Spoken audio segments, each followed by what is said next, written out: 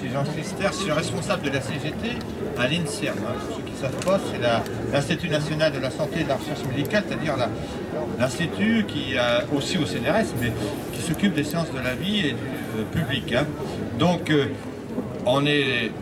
ce que vous disent les camarades de Sanofi, c'est que la stratégie des grands groupes, des majors de l'industrie pharmaceutique, c'est qu'ils disent que ça leur coûte trop cher de faire la recherche, développement pour des nouveaux médicaments en santé, notamment le début, et que, en fait, depuis quelques années, ce qu'ils demandent, c'est qu'à la recherche publique, comme l'INSERM ou aussi au CNRS, ils nous demandent, à nous, de faire cette partie, c'est-à-dire la partie, ce qu'on appelle, en termes un peu techniques, c'est quand vous faites une découverte, éventuellement dans un laboratoire de l'INSERM, du CNRS, vous dites il y a telle molécule, telle chose qui pourrait un jour devenir un médicament.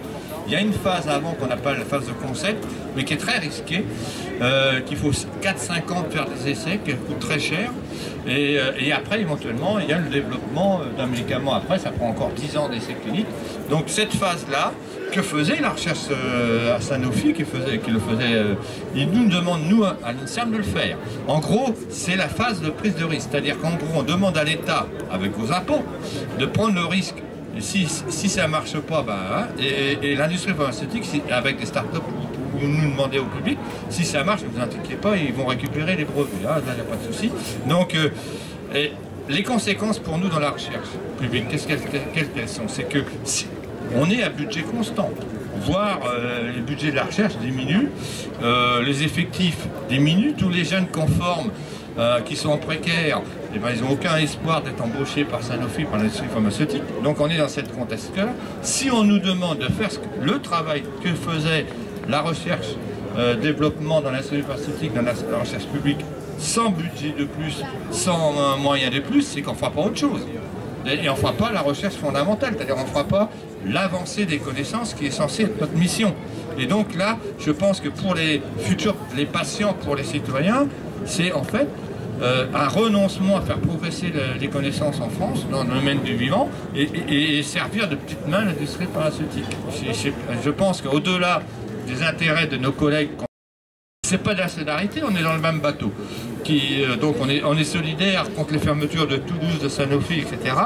Au-delà de la défense des missions de la recherche publique, c'est aussi l'intérêt des citoyens. C'est que demain, si on continue comme ça, il n'y aura plus d'industrie pharmaceutique en France. Alors, on a une expérience là-dessus.